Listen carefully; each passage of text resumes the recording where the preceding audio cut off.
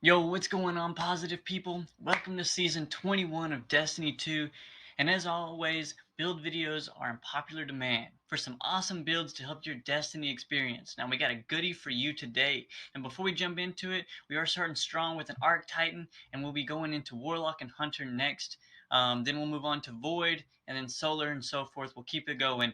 Y'all don't forget to sub so you can keep up with the future content coming out.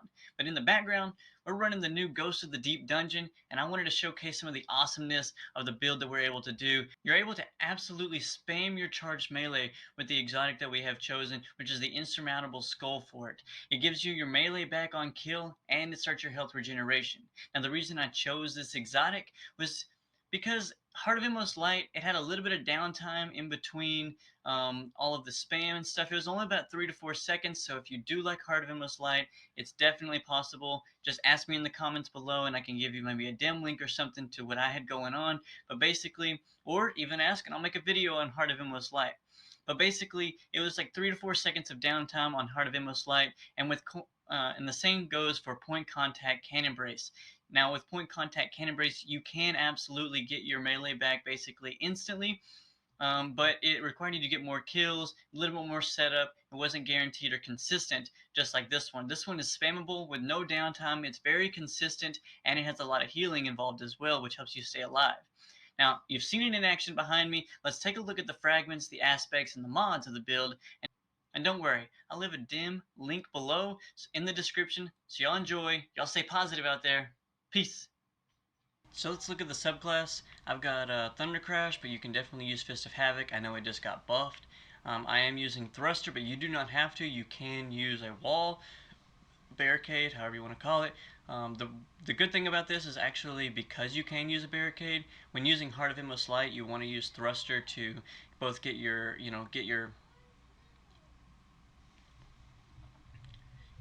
enhanced grenades and enhanced melee and stuff like that back with Heart of Inmost Light. But with this particular build, you don't actually have to use Thruster. You can use a barricade, which is great. Using Strafe Lift, Thunderclap's technically not mandatory. You can use any of them, but it is your best option, so I recommend you use this one first before trying out any of the other ones. Pulse Grenade, I do recommend Pulse Grenades because of Touch of Thunder. Now with Touch of Thunder, Pulse Grenades give you Ionic Traces. Ionic Traces give you back energy. So while you're punching things, getting your grenade back, you'll be able to get your pulse grenades, which will give you more Ionic Traces, and so forth. The reason we got knockout is because defeating targets with a melee attack actually starts your health regen, which is great. If you break the enemy's shield, it actually infuses your melee attack with an arc energy, which increases your melee range and damage for a short amount of time. So this allows you to hit a little bit harder, but it also, more specifically, starts your health regeneration and starts healing you. The mods I've got going on are Spark of Feedback, because if you take a melee, which you will because you'll be up in their face, your next melee goes out even harder. Spark of Ions, again with the Ionic Traces, which is jolted targets. We jolt targets by using Spark of Shock. So Spark of Shock compared with your Pulse Grenades, compared with Touch of Thunder, are creating tons of Ionic Traces and jolting all the targets and creating more Ionic Traces because of Spark of Ions. And then Spark of Resistance, while surrounded by combatants, you are more resistant to incoming damage. I would say having the plus 10 resilience is pretty nice, but Spark of Feedback actually is negotiable if you want to rock Spark of Beacons instead, because you will be amplified all the time, and using your arc special weapon, like maybe a fusion or a shotgun or something like that, will create a blinding explosion. It's not nothing. It's actually adds up. Looking at the build, it's actually pretty straightforward. I'm going to talk about our exotic real quick. Kills with your arc melee abilities trigger health regeneration and restore melee energy. Now it doesn't say this here on the exotic itself, but if you look here on dim, and I'll pin it right up here, it actually gives you your full melee back as long as you get a kill. So if you kill one red bar, which is very easy to do with Thunderclap, you get your full Thunderclap back. As you could see at the very beginning of the video, I was being able to just spam Thunderclap after Thunderclap after Thunderclap. Now, if you run across a yellow bar or something a little bit more healthier, or maybe even has an opposing shield that's not arc, hey, maybe charge it up a little bit. But now in the helmet, obviously we've got your heavy ammo finders, and you've got some hands-on to gain bonus super energy when getting melee kills. As I said before, you will get your super back fairly quick. I recommend at least one hands-on, but you can use two.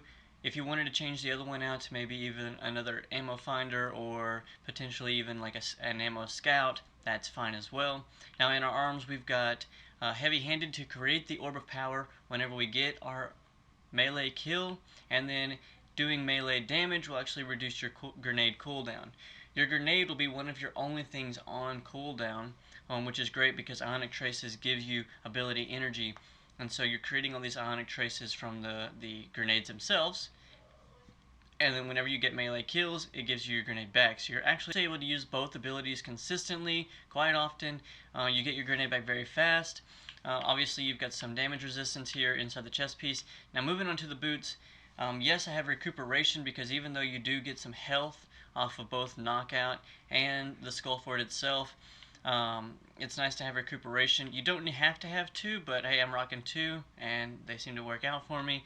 But you do need, and I can't emphasize enough, please put elemental charge. This will allow you to pick up your Ionic Traces and give you armor charge. Now, you're making an orb every time you get a kill. And usually you're killing 3 or 4 things at a time, which is really awesome, but you're only getting one orb. So your armor charges are not going up insanely fast. Now, you can get an armor charge by just collecting these Ionic Traces. You want to have 3 armor charges. The reason you want to have 3 armor charges is just in case your melee whiffs, maybe you miss, maybe a yellow bar, maybe you don't hold it down long enough and you don't kill your target, and maybe you bring them down to really low. You can then use a finisher to consume all 3 of your armor charges and get your melee back. This build is heavily built around keeping the melee available, instantly gives it back to you, but in the event that it's gone, it takes a little bit to recharge, unless you've got high strength. Now in the class item, you're more than welcome to change any of these mods out that I'm using to give me my grenade back a little bit faster. I like spamming as many abilities as possible, but if you want to change any of these grenade regen abilities, that's perfectly okay. It will not change the build. The build actually more or less consists of hands-on, heavy-handed, elemental charge, and 1-2 finisher just in case you miss. But to talk real quick about the artifact itself and how this one actually benefits, obviously it reduces the cost of both melee mods and arc mods, which are great for both of these. In addition to that, you gain Thunderous Retort, which is while you're amplified, very easy to do. Your arc super deals bonus damage while you're amplified, extremely easy to do with one single punch. You become more resistant, which is fantastic. Lightning Strikes Twice will give you your grenade energy whenever you use an arc grenade. So this helps give you more energy in addition to the Ionic Traces that you're creating, in addition to the melees that you're punching and getting more grenade energy that way. And then finally, Shock and Awe, which is arc final blows while you're amplified. Summon a burst of lightning that damage and jolt targets. This is fantastic. Thank you guys for watching. Hope you guys enjoy it. Have a really great day. And don't forget to drop a like, sub, leave a comment down below if you want to see something else, or if you have any comments or concerns. Anyway, I love you all. Peace.